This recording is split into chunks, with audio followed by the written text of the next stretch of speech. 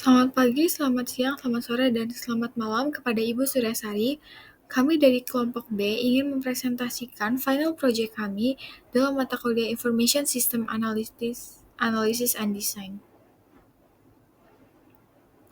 Kelompok kami sendiri beranggotakan saya sendiri Laurencia, Marcel Pratama Kurniawan, Gorgeous Pascananda Astianto, dan juga Gabriel Yohanes Armando.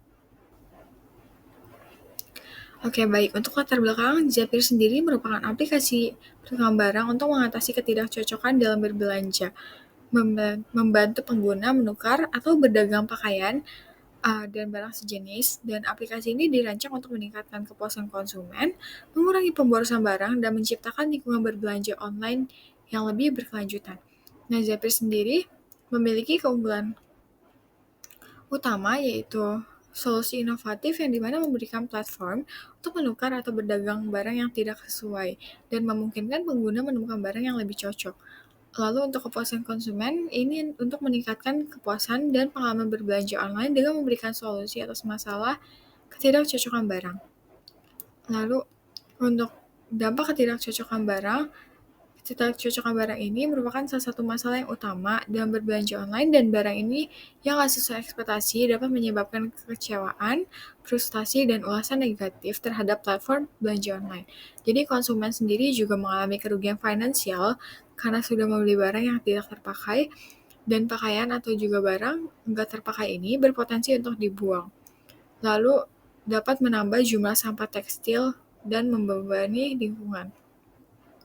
Jadi Zapier sendiri hadir sebagai solusi inovatif untuk mengatasi masalah ketidakcocokan barang dan berbelanja online. Platform ini memungkinkan pengguna untuk menukar atau berdagang barang yang tidak sesuai dengan keinginan mereka, sehingga mereka dapat menemukan barang yang lebih cocok dengan kebutuhan dan selera mereka.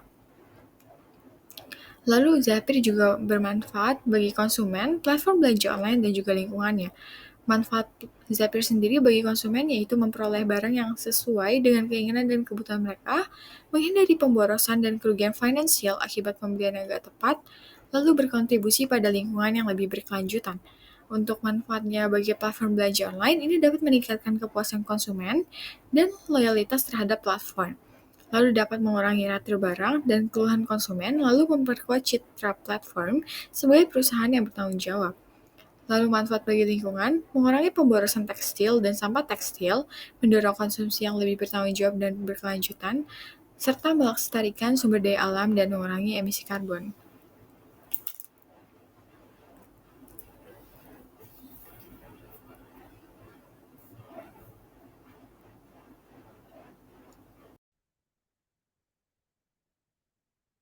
Halo, perkenalkan nama saya Georgius Pascananda Astianto dari Sistem Informasi.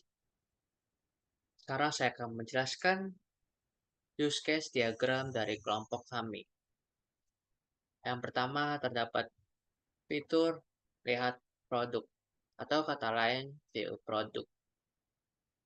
Hal ini membuat pengguna diberikan akses eksklusif dalam menjelajahi katalog lengkap produk yang tersedia di platform ini. Dengan fitur pencarian yang sangat intuitif dan kemampuan untuk menyaring berdasarkan berbagai kriteria, memastikan pengalaman penelusuran yang mendalam dan terfokus. Lalu yang kedua adalah fitur tukar tambah atau kata lain trade-in.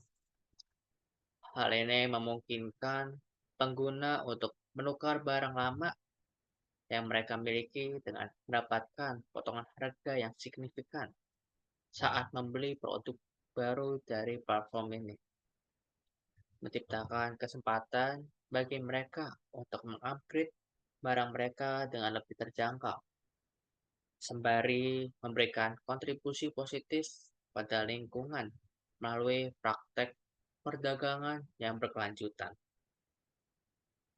Lalu yang ketiga adalah melalui fitur unggah barang atau kata lain upload item. Pengguna diberikan kebebasan penuh untuk mengunggah barang-barang yang mereka ingin jual ke dalam sistem dengan kemudahan dalam menambah deskripsi, harga, dan foto-foto berkualitas tinggi, memberikan kontrol penuh kepada pengguna atas proses penjualan mereka, dan meningkatkan daya tarik produk yang ditawarkan.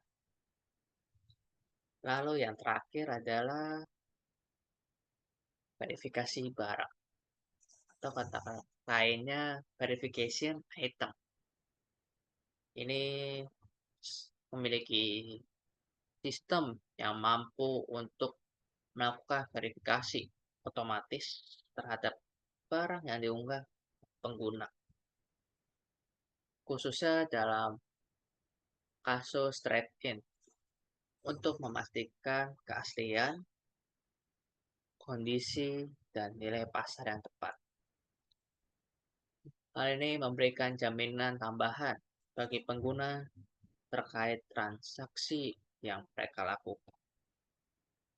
Dan sekian dari use case diagram, sekarang akan dilanjutkan oleh teman saya. Terima kasih. Oke, selanjutnya saya Marcel Prawan akan menjelaskan tentang activity dari view, verif, dan trade-in. Jadi di mana di view ini pertama kita bisa melihat itu dimulai dari sistem dan user akan memilih menu. Nah, setelah memilih menu dia akan mengeluarkan search kategori untuk dia melihat produk.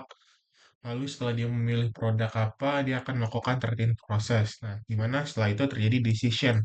Jika valid, dari trade-in proses akan diverifikasi eh, tentang trade-nya.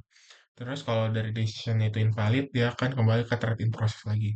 Nah, trade-in proses akan nanti dijelaskan selanjutnya dan verification. Oke, selanjutnya verification. eh di verification ini eh, cukup panjang.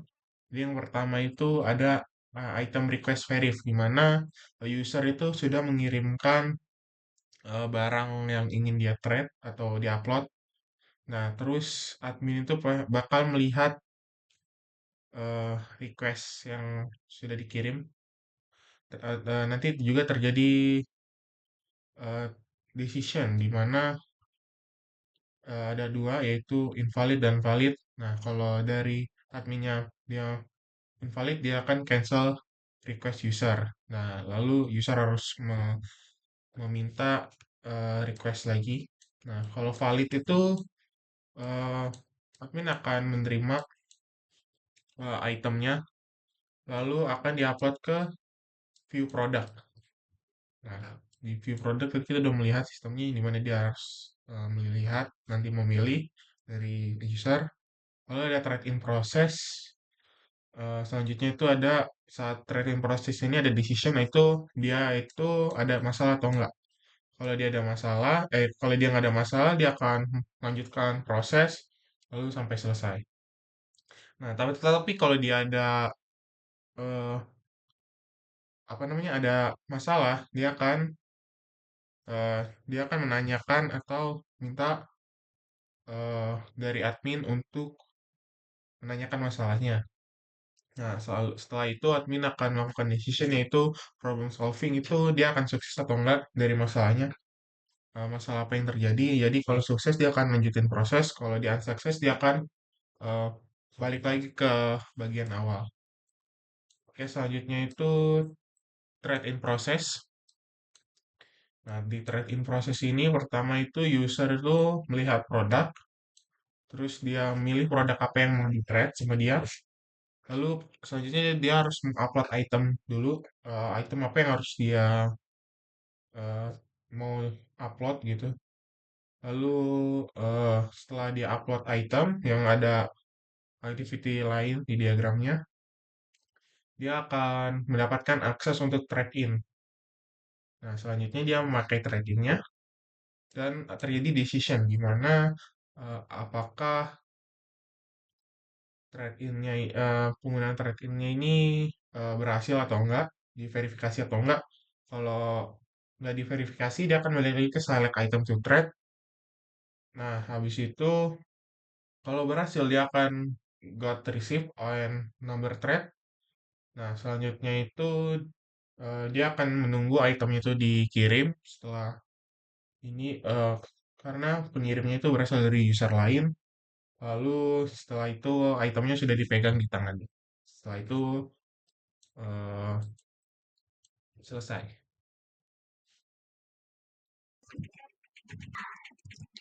Ya, di sini saya akan menjelaskan aktivitas diagram tentang login dan UI. Pertama-tama saya akan menjelaskan gambar proses login dengan fungsional pendaftaran. Berikut aktivitas yang terlibat, ada pengguna dan sistem. Pengguna dapat mendaftar akun baru atau masuk ke akun yang sudah ada. Nah, lalu sistem merespon tindakan pengguna. Nah, setelah itu alur pendaftaran. Yang pertama, pengguna memilih untuk mendaftar. Lalu sistem meminta pengguna untuk memasukkan alamat email mereka. Yang kedua, pengguna memasukkan alamat email mereka. Terus sistem kemungkinan melakukan validasi pada format alamat email dan mungkin memeriksa apakah alamat tersebut sudah ada di sistem. Yang ketiga, memasukkan informasi pribadi mereka. Kemudian sistem kemungkinan menyimpan informasi pengguna di dalam basis data. Setelah itu ada alur login. Yang pertama, pengguna memilih untuk masuk atau login. Yang kedua, pengguna memasukkan alamat email mereka. Terus pengguna memasukkan kata sandi mereka. Setelah itu sistem memvalidasi kombinasi alamat email dan kata sandi. Jika kredensial valid, sistem mengarahkan pengguna ke aktivitas input data. Dan jika kredensial tidak valid, maka sistem meminta pengguna untuk memasukkan kata sandi lagi dan mempertimbangkan tambahan yang tidak ditampilkan dalam diagram. Lalu sistem ini memungkinkan menerapkan langkah halaman tersebut membatasi upaya login setelah beberapa kali percobaan gagal. Dan sistem mungkin menawarkan fungsi lupa kata sandi untuk membantu pengguna mendapat kembali kata sandi yang hilang. Setelah itu, saya akan menjelaskan diagram aktivitas UI. Gambar tersebut menunjukkan proses mengunggah foto ke website. Nah, yang terlibat itu ada pengguna dan sistem juga. Yang pertama, pengguna memulai proses upload dan memilih foto dari perangkat mereka. Setelah itu, sistem website memvalidasi proses upload. Kedua, pilih item untuk diunggah. Pengguna memilih foto yang akan diunggah dari perangkat mereka. Dan setelah itu, pengguna secara opsional dapat memasukkan deskripsi untuk foto tersebut. Ketiga, ada unggah foto. Pengguna memulai proses upload. Karena pengguna dapat melakukan thread atau transaksi atau yang disebut jalur alternatif. Yang keempat ada unggah foto. Jika pengguna tidak ingin melakukan tindakan tambahan, foto akan diunggah ke sistem. Terus yang kelima ada kirim item ke pengguna lain. Pengguna dapat memilih untuk mengirim foto ke pengguna lain di website. Nah, sekian dari saya, itu saja. Terima kasih.